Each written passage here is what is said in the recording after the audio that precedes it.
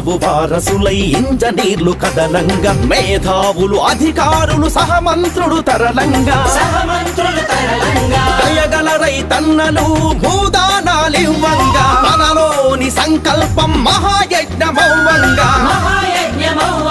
సీమనేల తల్లి దిగులు శాశ్వతంగా తొలగంగా 13 జిల్లాలు స్వర్గతుల్యమౌవంగా